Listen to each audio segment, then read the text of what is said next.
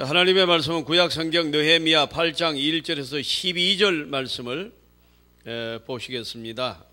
그런데 너무 많아서 읽기는 제가 9절에서 12절을 이 봉독에 올리겠습니다. 오늘 말씀은 1절부터 되겠습니다.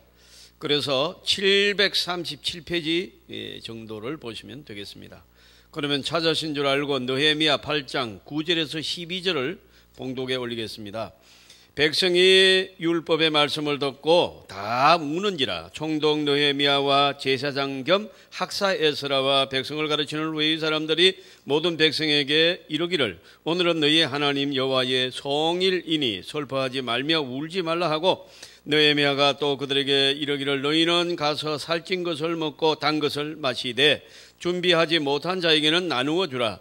이 날은 우리 주의 성일이니 근심하지 말라. 여호와로 인하여 기뻐하는 것이 너희의 힘이니라 하고, 레위 사람들도 모든 백성을 정숙하게 하여 이러기를 오늘은 성일이니 마땅히 조용하고 근심하지 말라 하니, 모든 백성이 곧 가서 먹고 마시며 나누어 주고 크게 즐거워하니 이는 그들이 그 읽어 들려준 말을 밝히 알미라. 아멘. 여러분, 오늘 아침 어떻습니까? 중국 연변과학기술대학교를 세우고 바쁘게 살던 김진경 총장에게 어느 날 북한으로부터 전화 한 통이 옵니다. 북한 교육 관계자들 그리고 당시 북한 최고 지도자 김정일이 김진경 총장을 만나 평양에도 과학기술대학교를 세워달라고 부탁을 합니다. 평양을 둘러본 김 총장은 대동강변 언덕 산자락을 학교 부지로 지목을 했습니다. 안내하던 교육 관계자가 놀라며 그곳은 군부대가 주둔해 있는 곳입니다. 이 나라에서 군부대가 얼마나 중요한 위치인지 아시지 않습니까? 아무튼 지도자에게 내가 이곳을 학교 부지로 원한다고 하니까 보고나 하세요. 그렇게 말을 했는데, 보고를 했더니 즉시 군부대를 철수하고 이동하고 대동강변 한 언덕 위에 학교 부지로 선정이 됩니다. 그래서 이제 북한과학기술대학교가 대동강변 언덕에 세워지는 거죠. 김정일 시대에. 그 땅에 이제 자그마치 30만 평입니다. 신촌에 있는 연세대학교가 25만 평, 일산 호수공원이 30만 평이라는데 북한에 있는 과학기술대학이 30만 평입니다. 토목공사 초기에 그곳에서 땅을 파니까 예배당 종탑과 녹선종 하나가 나왔습니다. 자, 바로 그곳은 한국 최초의 순교자 토마스 기념교회가 서 있던 자리였습니다. 이거는 너무나도 놀라운 일이 아닐 수 없습니다. 여러분, 이 일이 너무나도 놀라워서 김진경 총장이 잠시 한국에 나왔다가 안성 사랑의 수양관이라는 곳이 있고, 이 수양관에서 목회자 세미나 많이 해요. 그래서 저도 세미나 가면 여기에 간 적이 있어요. 이때 이 얘기를 했습니다. 이 얘기를 다 한 거예요. 이런 일이 이렇게 되었다고. 북한 과학대학이 이렇게 세워졌다고. 그리고 거기에서 토마스 선교사가 순교 기념교회가 거기 있었는데, 이 북한이 이 공산당이 북한을 점령하면서 다 그냥 수장시켜 버린 거예요. 땅에 파묻어 버린 거예요. 근데 이건 이제 대학교 세우려고 파니까 거기서 종탑하고 종이 나왔다. 이제 그런 얘기가 되겠습니다. 그러면 토마스 선교사는 누구인가? 23살 젊은 선교사 토마스는 당시 임신 중인 아내와 함께 중국 선교사로 갔습니다. 아내는 중국에 도착한 지 얼마 못 되어서 낯선 기후와 문화, 풍토병을 이기지 못하고 별세합니다. 그리고 나서 슬픔에 빠져 절망하고 있던 그때 중국 옆에 조선이라는 나라가 있다는 걸 알게 됩니다. 그리고 마침 평양으로 가는 상성 제너럴 셔먼호의 한문 성경을 이렇게 안고 배에 오릅니다. 한문 성경 여러 개를 이렇게 안고 배에 올랐습니다. 이 배는 대원군 세국 정책 지하에 있었던 조선군의 공격을 받아서 그러니까 여러분, 이 불화살로 또 대포의 공격을 받고 마침내 제너럴 셔먼호는 이 유황불에 휩쓸려서 불에 타버립니다. 그러면 이 배에 누가 타고 있습니까? 토마스 선교사가 타고 있었던 것입니다. 여러분, 이 토마스 선교사가 불타는 배에서 빠져나와서 성경을 한아름 안고 대동강병에 오르자 그를 죽이기 위해서 칼을 빼들고 달려드는 사람은 누군가니까 백정 출신인 박충권이라는 사람입니다. 물론 이 사람도 지시를 받고 나왔습니다. 토마스 선교사는 그 앞에 무릎을 꿇고 두 손으로 성경 한 권을 받쳐들고 이거 받으라고, 이거 읽어보라고, 말이 안 통하니까 눈빛으로 이렇게 바디 랭귀지로 자꾸 박충권에게 이거 읽어보라고 이렇게 권하는 애절한 눈빛으로 이거 읽어보라고 이렇게 성경을 권합니다. 그러나 박충권은 사정없이 토마스 선교사의 목을 칼로 내리쳐서 죽여버립니다. 그래서 한국 최초의 이 토마스 선교사가 순교하는 그런 일이 벌어지게 된 것입니다. 여러분, 이 죽어가면서 토마스 선교사는 예수님 예수님 외칩니다. 세 번째 예수님을 외치던 메아리가 정말로 하늘을 쩌렁쩌렁 울리는 그런 이 피를 통하는 그런 순교의 장면을 지금도 생각하지 않을 수가 없습니다. 이때 토마스 선교사의 나이는 26살입니다. 이미 아이 가진 아내가 죽은 지 3년째 26세에 박충권에 의해서 이렇게 칼에 목이 날려서 순교당하는 장면입니다. 자, 이제 죽으면까지 웃음과 그토록 간절한 부르짖음으로 이게 이 박충권에게 그린 그 책이 무엇인가 궁금해서 이 성경을 읽다가 마페 선교사에게 세례를 받고 당시 교회 리더 전임 장로격인 영수가 되어 이 박충권이 초대교회에 설교를 하게 됩니다. 대동강변에 놀려갔다가 제너럴 셔먼호가 불타고 선교사가 죽는 모습을 목격한 당시 12살 소년 박치량이라는 소년이 있었습니다. 이 박치량은 토마스가 던진 성경책을 주워 오다가 두려운 생각에 영문주사로 일하던 집안 어른 박영식에게 건넵니다.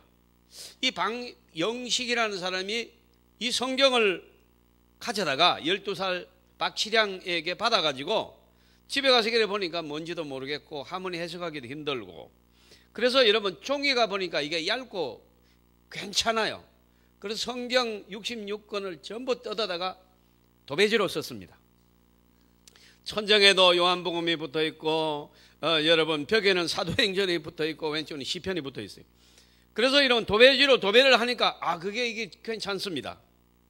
그래서 심심해서 이제 천정에 있는 성경, 벽에도 있는 성경 여러분 하나하나 읽다가 박영식의 눈에 가장 잘 들어온 말씀 하나가 있었는데 요한복음이었습니다. 내가 진실로 진실로 너희에게 이르노니 내 말을 듣고 또 나 보내신 이를 믿는 자는 영생을 얻었고 심판에 이르지 아니하나니 사망에서 생명으로 옮겨졌느니라. 요한복음 5장 24절의 말씀입니다. 너희는 마음에 근심하지 말라. 하나님을 믿으니 또 나를 믿으라. 요한복음 14장 1절 말씀입니다. 도배된 성경을 읽다가 여러분 박영식이 그리스도인이 되고 세례를 받습니다. 여러분 박영식에게 이 성경책을 건넨 소년 박치량도 초대교회 그리스도인이 되었습니다. 더욱더 놀라운 사실이 있습니다. 성경으로 도배한 박영식의 집이 평양 최초의 교회 널다리 교회라고 세워집니다. 여러분 이 널다리 교회는 나중에 우리가 잘 아는 그 유명한 장대현 교회가 됩니다. 장대현 교회가 처음에는 널다리 교회였어요. 그리고 이름을 바꾸어서 장대현 교회라 그렇게 이제 명명했습니다. 전 세계 도처에서 영적 부흥, 말씀 부흥이 일어나던 1901년 1월 14일, 15일 이곳 장대현 교회에서도 말씀 잔치, 부흥 사경회가 있었습니다. 전국에서 말씀을 사모하는 성도들이 모였습니다. 그날 설교자는 존 스톤이라는 선교사입니다. 하나님이 지금 전 세계에서 어떤 역사를 일으키는지, 어떻게 성령의 임재가 강력하게 나타나는지, 하나님의 말씀을 들었을 때 그 말씀이 어떻게 기적적으로 역사하는지를 전달했습니다. 그는 외칩니다. 조선 땅에서는 누가 성령의 충만함을 원하느냐? 원하는 자는 거수하고 기립하라. 이렇게 설교하자 당시 길선주 장로가 제가 원합니다. 이러면서 여러분 자기 죄를 다 고백하고 남에게 돈 빌려주고도 안 갚은 게 있어요. 그런 거 전부 다 고백하고 거기서 여러분 일어서서 성령의 충만함을 받습니다. 나중에는 길선주 목사가 되는 겁니다. 여러분 이 길선주 장로뿐만 아니라 거기에 모인 성도들이 전부 저도 받기를 원합니다. 저도 받기를 원합니다. 이 사건이 바로 평양 대부흥 운동의 불씨가 되었던 것입니다. 토마스 선교사가 피와 함께 이 뿌려졌던 성경, 26살에 아내를 잃은 젊은 선교사가 애절하게 건넸던 그 성경 한 권이 여러분 박영식이라는 사람에게 도배가 되고, 박영식이 그게 요한복음의 말씀을 듣고 세례를 받고, 평양에 그 여러분 박영식의 집에서 널다리 교회가 세워졌고, 널다리 교회가 장대형 교회가 됐고, 장대형 교회에서 평양의 부흥의 불씨가 일어나게 된 사건이 일어난 것입니다. 사랑하는 성도 여러분, 이후 대동강변 선교사 토마스를 기억하며 여러분 여기에 어떤 학교가 세워졌다고요? 북한 과학기술대학이 세워졌습니다. 그런데 이제 여러분 북한 과학기술대학이 세워졌는데 여러분 자, 한번 우리는 여기서 생각해 봐야 됩니다. 하나님의 말씀 앞에 여러분 기적이 일어났다는 거예요. 하나님의 말씀을 전하는 곳에 기적이 일어나는 겁니다. 하나님의 말씀을 듣는 곳에 기적이 일어납니다.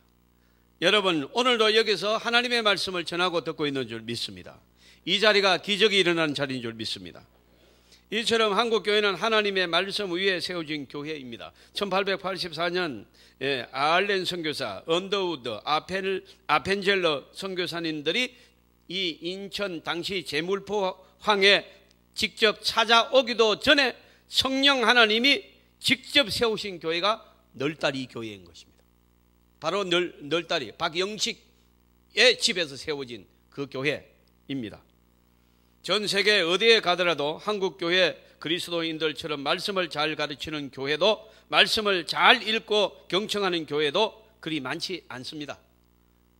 여러분 저는 여러 나라에서 현지 교회에 가서 예배에 참가하고 있지만은 하도 뭐 간정을 하고 춤을 추고 그런 거는 잘해도 하나님의 말씀을 정말로 진실하게 하나님의 말씀을 전하는 시간에 예배 시간을 거의 다 쓰는 교회는 그리 많지가 않습니다.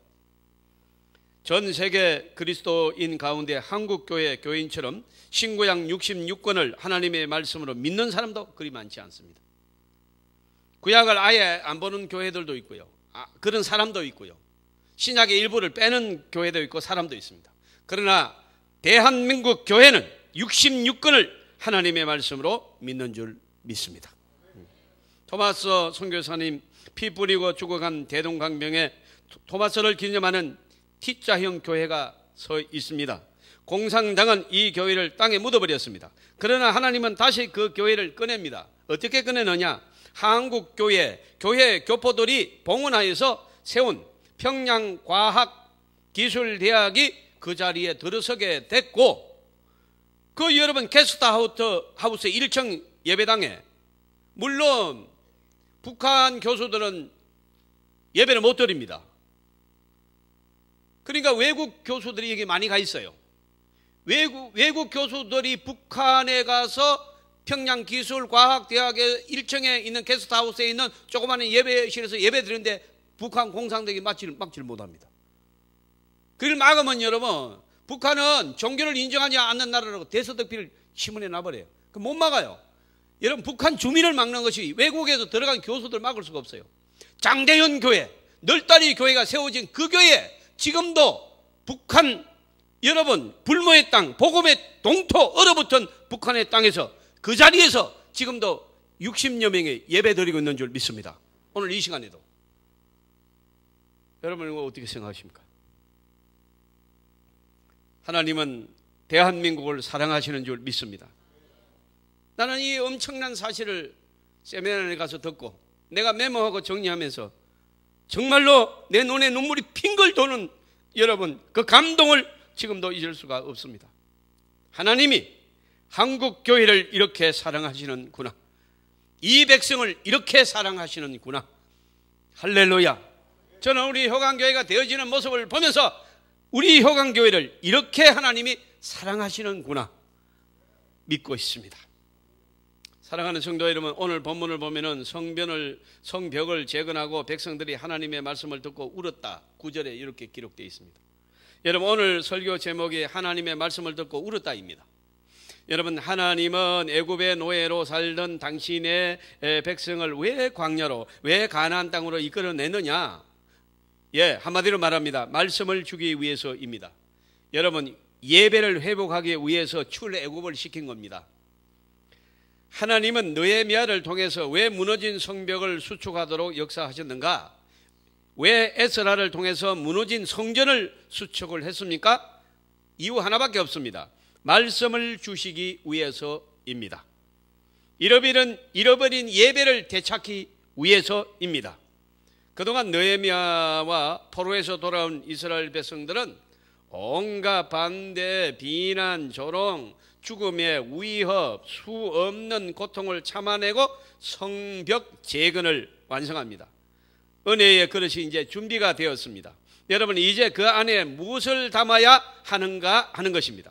하나님은 오늘 본문을 통하여 하나님의 말씀을 채우라고 하십니다. 예배를 담으라고 하시는 줄 믿습니다.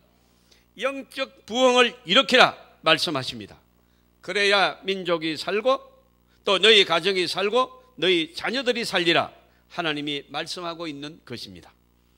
사랑하는 여러분, 가정에 어려움이 있습니까? 한국교회가 이기라고 말들 합니까? 가정에 누군가가 육체적인, 정서적인, 환경적인 여러분 어려움이 있습니까? 병들었습니까? 사업에 위기가 있습니까? 여러분, 하나님의 말씀을 담으시기를 바랍니다. 성령을 담으시기를 바랍니다. 불 붙으면 역사가 일어납니다. 기적이 일어나는 줄 믿습니다. 변화가 일어납니다. 하나님이 사랑하는 저와 여러분의 가정과 삶을 다스리는 기적이 성령 충만, 예배가 회복되고 말씀이 회복되면서 그 안에 우리의 심령의 말씀을 담고 성령을 영접하는 그 순간부터 기적이 일어나는 것입니다. 오늘 보면 느헤미야 8장 1절에 보면 성전 건축 후에 집을 짓고 살림을 정리하고 숨을 돌리는데 한 7개월쯤 걸립니다. 그때 백성이 일제히 수문 앞 광장에 모여 학사 에스라에게 모세의 율법책 하나님의 말씀을 가져와서 읽고 가르쳐달라고 요청합니다. 느헤미야가 제사장 에스라가 느헤미야나 에스라나 이스라엘 백성을 모여라 이렇게 명령한 적이 없습니다. 백성들이 말씀을 가르쳐 주세요. 하나님의 뜻을 알려주세요. 말씀의 갈급에서 스스로 몰려 나왔습니다. 여러분, 모든 백성이 일제히 수문 앞 광장에 모여 느헤미야 8장 1절에 기록되어 있어요. 오늘날 며칠부터 집회합니다. 강사는 에스라입니다. 나오세요. 나오는 사람한테 선물도 있습니다. 그런 거 한 적이 없습니다. 이스라엘 백성은 여러분 돌 위에 돌 하나도 남김없이 폭삭망했습니다. 그 자력으로 일어날 수 없는 성벽이 무너지고 성전이 무너지고 삶의 터전을 다 잃어버린 좌절한 이스라엘 백성에게 느헤미야라는 외국 가서 성공한 이스라엘 사람들이 그가 여러분 하나님이 역사하여 조국으로 돌아와서 다 살려놨습니다. 성벽을 재건하고 여러분 성전을 다시 예배당 다시 세웠습니다. 이게 7개월 걸렸습니다. 그리고 나서 여러분 이런 기적 앞에 이스라엘 백성들이 제일 처음으로 한 일은 뭐냐 하니까 여러분 이제 모든 일제히 백성이 수문 앞에 광장에 모여서 여러분 일제히 달려와서 하나님의 말씀을 들려달라는 것입니다. 여러분 예배를 드리자고 모여들었습니다. 사랑하는 성도 여러분, 그래서 이제 8장 1절 보면 모든 백성이 일제히 수문 앞 광장에 모였다. 그게 이제 마음에 안 드는 번역이다. 우리 교수 목사님이 계십니다만 이게 별로 마음에 안 든다. 원문은 뭐라고 되어 있느냐? As a one man이라고 되어 있습니다. 이게 뭔가 하니까 이게 원문대로 번역을 하면 이렇습니다. 한 사람이 달려 나오는 것처럼 모였다. 그들의 수만 아니면 10만이 될지도 그 인원은 정확하지 않아요. 하여튼 수만 명은 넘었다. 전부 이렇게 말하는데 그 수만 명이 한 사람이 모이듯이 모였다. 그런 뜻으로 기록했어요. 그런데 우리나라 성경은 모든 백성이 일제히 수문학 광장에 모여 이렇게 그냥 밋밋하게 번역이 되어 있습니다. 자, 그러나 이제 번역은 고치면 되는 거 아니겠어요? 네, 수만의 백성이 달려 나왔는데 마치 한 사람이 나오는 것처럼 같은 시간에 같은 장소에 같은 마음을 품고 목적을 같이하여 한 마음 한 뜻 한 사람이 달려 나오는 것처럼 일제히 모여서 하나님의 말씀을 들려주세요. 여러분, 이스라엘이 살아나고 있는 장면인 줄 믿습니다. 그리고 이스라엘이 살아납니다. 여러분, 예, 우리가 뭐 아무리 뭐 지식을 갖추었다 그럼 성벽을 이렇게 재건했다 이렇게 볼 수 있어요. 아, 내가 돈을 많이 벌었다. 이것도 이제 성명을 완전히 중수했다 이렇게 볼 수 있어요. 아, 내가 이제 이 어떤 권세에 올랐다. 내가 국회의원이다, 뭐 장관이다, 내가 재벌이다, 다 좋습니다. 그러나 그 안에 말씀을 담지 못하면 그는 망합니다. 그는 아무런 비전이 없습니다. 악한 짓하고 갑질하고 비행기 돌리다가 망하는 거예요. 사랑하는 성도 여러분, 오늘 제 설교를 처음 듣는 분은 비행기 돌리는 왜 망하는가? 그런 여자가 있습니다. 땅콩 하나 안 가졌다고 비행기 돌려가지고요. 그런 여자를 말하는 거예요. 사랑하는 성도 여러분, 이 표현이 그럼 이런 가만히 보세요. 자, 같은 마음을 품고 같은 목적을 가지고 같은 장소에 하나처럼 모인 일제히 모여서요 모든 사람들이 표현하는 말이 얼마나 재밌는지 몰라요. 남자나 여자나 알아들을 만한 모든 사람인데요, 그 표현이 2절에 나오고 이어서 3절에도 똑같이 나옵니다. 남자나 여자나 알아들을 만한 모든 사람, 남자나 여자나 알아들을 만한 모든 사람. 2절 3절 똑같이 나왔죠. 느헤미야나 에스라에게 물론 모든 백성들도 놀랄 만큼 알아들 만한 사람이면 모두 다 나왔다 이렇게 말할 수 있는데요, 성경을 읽고 설교하는 시간이 새벽부터 정오까지 6시간 7시간 되었다 이렇게 기록합니다. 여러분 보세요. 보통 사람들은 성벽 재건 공사가 끝났으니까 축제일을 선포하고 잔치를 하자, 뭐 그냥 빵빵빵빵 이런 거 터뜨리고 테이프 이런 거 탁 끊으면서 오늘은 먹고 마시자. 그동안에 이 봉사 많이 하고 일 많이 한 사람은 또 상도 주자. 무슨 뭐 공로패 이런 것도 주자. 포로로 살다가 우리가 이제 우리가 이렇게 되었으니까 이제 나라다운 나라 이제 됐으니까 정치, 경제, 사회 세계의 흐름을 가르쳐 달라. 그런데 그런 거 한마디도 안 하고 뭐 테이프 끈짝 그런 거 안 하고 공로 자라 그런 거 안 합니다. 예배를 드리자고 모인 줄 믿습니다. 예배를 드려야 되겠다는 것입니다. 설교자로서 저는 에스라 이 말씀을 읽고 성경을 가르치는데 이 7시간 걸렸다는 게 좀처럼 충격적입니다. 저희 설교가들은 늘 설교하면서도 저도 시계를 몇 번이나 봅니다. 12시간 넘으면은 길을 닫는 분이 많아서 제가 닫기 전에 말씀을 전해야 되겠다 이 생각에 지금도 말을 더듬고 있고 이 말 했다 저 말 했다가 이걸 끊고 빨리 연결을 해야 되는데 이 생각이 머리에 지금 계속 돌아가고 있습니다. 그건 오늘 성경에 보니까 은혜 받았습니다. 7시간 할 것입니다. 성경이 그렇게 했잖아요. 7시간. 사랑하는 성도 여러분, 우리는 여러분 7시간 설교하면, 만약에 제가 진짜 7시간 설교하면 끝까지 앉아있는 사람이 몇 명이나 될까요? 참 신기해. 한번 해볼까요? 정말로 궁금하기도 합니다. 6시간 버티고 7시간 버틸 수 있는 사람이 누구인가? 가끔 우리가 이제 우리 교회도 성악을 전공하고 노래하는 분도 많고 또 CCM에서도 아주 대가들이 있고 음악에서도 이분들은 프로들 아니에요? 현직 40년 프로들이에요. 우리 교회는 음악이 굉장히 있어요. 이분들이 노래를 착 하면 뭐 받아요? 앵콜 받습니다. 앵콜. 나는 30년 설교했는데 앵콜을 받아본 적이 한 번도 없어요. 앵콜에도 안 할 겁니다. 왜? 이제 삐끗습니다. 아까 전까지만 했으면 내가 하려고 그랬어요.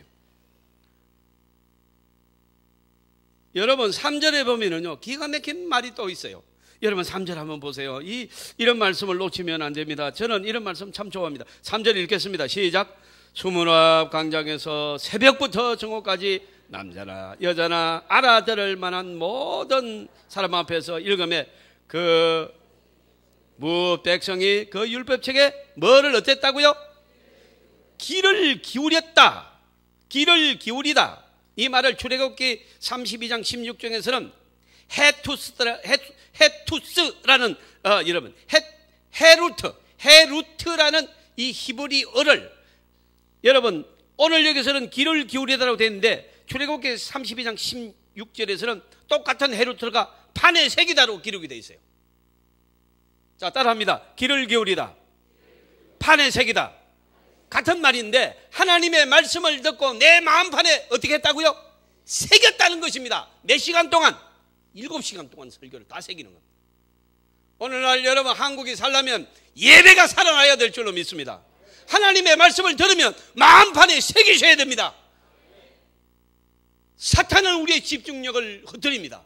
말씀을 들을 동안에 말씀을 이상하게 말씀만 하면 졸고 이러면 앉았다가 끝나면 얼마나 인사를 잘하는지 몰라요. 반갑습니다, 반갑습니다, 반갑습니다. 특별히 식당에 가면은 눈빛이 초롱초롱해집니다. 야, 이건 안 되는 겁니다. 말씀을 들을 때 우리의 눈빛이 빛나시기를 주님의 이름으로 축원합니다. 말씀 들을 때 밥 먹을 때는 졸다 먹어도 돼요. 그리고 부탁합니다. 제 설교에 앵콜이 있으시기를 바랍니다. 여러분 판에 새기세요. 말씀을 판에 새겨야 될 줄 믿습니다. 듣고 잃어버리면 무슨 소용이 있겠습니까, 여러분? 하나님의 말씀을 들어야, 여러분 하나님의 말씀을 듣는데 심장판에 새겨라 이런 말입니다. 하나님의 말씀을 듣는데 신비 영혼에 새기더라 이겁니다. 여러분 판에 새겼다는 말로 귀를 기울였다는 말로 표현은 했습니다만은 사실은 판에 새겼다, 신비에 새겼다, 잊지 않았다, 돌비에 세웠다는 겁니다. 여러분 10년 20년 가도 돌비에 세운 글자는 그대로 있습니다. 그렇게 잊지 않았다는 거예요. 오늘 저와 여러분 우리 효강교회가 예배가 살아나기를 바랍니다. 역동적 예배가 되기를 바랍니다. 왜 그렇게 해야 되느냐? 하나님의 말씀이 신비에 새겨지는 그 순간부터 기적이 일어나기 때문입니다. 이거를 알아야 된다는 것입니다.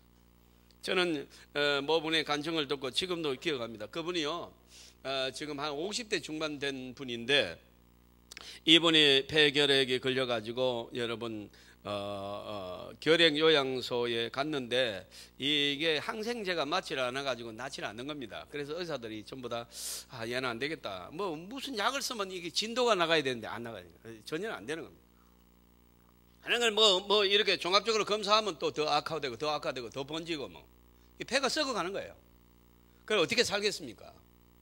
그래서 여러분 거기에 조그마한 교회가 하나 있는데 이 청년 한 20몇 살 됐던 이분이 새벽에 가서 새벽기도에 참석했다가 여러분 말씀을 듣는 동안에 여러분 이 십자가에 대한 예수님의 사랑에 대해서 목사님이 말씀을 또박또박 그냥 증거했는데 이 말씀이 가슴에 확 박히기를 시작하는 거예요. 그러면서 여러분 막 눈물이 터지고 기도가 나오는데 그리고 나서 마음이 평안해지고 내가 살았다 자꾸 이런 마음이 들더래요. 할렐루야. 그 이후로 그는 여러분 불과 같이 회복됐는데 완치 판결을 받고 퇴원했습니다. 할렐루야. 말씀이 새겨질 때, 말씀이 그 심령을 뚫고 들어갈 때 여러분 기적이 일어납니다. 말씀은 인고잉 파워가 있습니다. 파고 들어가는 거예요. 그러나 여러분 내가 아멘하고 받아들여야 돼요. 할렐루야. 귀를 닫고 있으면 어떻게 파고 들어가겠습니까, 여러분? 오늘 여러분 이렇게 소리를 지르는데도 조는 분이 있다면 은사입니다. 여러분 우리 교회는 예배가 살아 움직이는 예배 돼야 돼요. 예배 도중에 기적이 일어나는 교회가 되기를 바랍니다. 이거 해야 돼요. 여러분 제가 여러분 누누이 강조하는 23년간 강조하는 건 뭡니까? 우리 교회 퍼랑카드가 어디 있습니까? 그런 거 없습니다. 하나님의 말씀입니다. 우리 교회 뭐 바자해야 합니까? 그런 거 내가 할 줄 모를 것 같아요. 나 잘합니다. 그런 거 안 합니다. 여러분 하나님의 말씀만이 기적입니다. 하나님의 말씀만이 살아나요. 여러분 그 외에는 지푸라기에 불과한 겁니다. 해도 되고 안 해도 되는 겁니다. 해도 됩니다. 나는 하는 교회를 비판하지 않습니다. 하면 좋지요. 뭐 안 할 거면 영화도 보고 여러분 뭐 국악도 하고 막 얼마나 좋아요. 그러나 여러분 말씀만이 살 길입니다. 분명히 말씀을 드립니다. 신앙생활 하다가 내게 주시는 하나님의 말씀 단 한 단어라도, 한 구절이라도 내 심장에 꼽히면 기적이 일어나는 줄 믿습니다. 여러분, 미국의 사우스 다코다주 루시모어 산에 가면, 이거 가보고 얘기를 해야 되는데 이렇게 얘기하니까 참 죄송합니다. 우리 성도님들, 제가 미국 한번 가도 되겠죠? 아멘 좀 하세요. 뭘 또 그러세요? 미국 가서 내가 뭐 이 나이 뭐 하겠어요? 공부하러 가죠. 그래서 여기 가면, 가보신 분도 있잖아요. 여기 가면 네 사람 있죠? 누굽니까? 얼굴 크게 가지고 엄청나게 크게 산에다가 조각해놨잖아요. 미국의 대통령 네 사람의 얼굴입니다. 자, 첫째, 미국의 초대 대통령 조지 워싱턴입니다. 그는 대통령 취임식에서 성경에 손을 얹고 선서합니다. 뭐라고 했는지 알아요? 성경이 아니면 우리는 이 나라를 올바로 다스릴 수 없습니다. 그리고 여러분, 조지 워싱턴이 성경에 손을 얹고 여러분 미국의 대통령 선서를 합니다. 이 사람을 여러분 거기다가 딱 여러분 큰 바위에 새겨놓은 것입니다. 둘째는 3대 대통령 토마스 제퍼슨입니다. 그는 미국 독립선언서를 읽고 선언합니다. 미국은 성경을 반석으로 삼아 서 있는 나라입니다. 앞으로 우리 미국은 성경을 반성을 하여 설 것입니다. 선포했습니다. 이 사람의 얼굴이 거기 새겨져 있습니다. 세 번째는 16대 대통령, 그 유명한 에이브러함 링컨입니다. 남북 통일을 이룬 다음 고백합니다. 미국이 이 나라 이 백성이 먹고 살아야 될 양식이 있다면 그것은 하나님의 말씀입니다. 선포했습니다. 그래서 에이브러함 링컨의 얼굴이 거기 새겨져 있습니다. 마지막으로 32대 대통령 프랭클린 루즈벨트 대통령입니다. 최연소 대통령, 장애인 대통령입니다. 미국이 진실하게 살고자 하면 하나님의 말씀을 붙들어라, 이렇게 선언한 사람입니다. 이렇게 하나님의 말씀을 강조했던 네 대통령을 거기다 조각해 놓은 거예요. 대한민국이, 그리고 여러분, 미국은 최고의 나라가 되지 않습니까? 대한민국이 세계 최고의 나라가 될 수 있는 비결은 무엇입니까? 온 국민이 하나님의 말씀을 붙잡는 것입니다. 예배를 성공하는 것입니다. 오늘 여러분 설교를 정리하겠습니다. 9절에 보시면은 백성이 율법의 말씀을 듣고 뭐 하는지라요? 다 우는지라.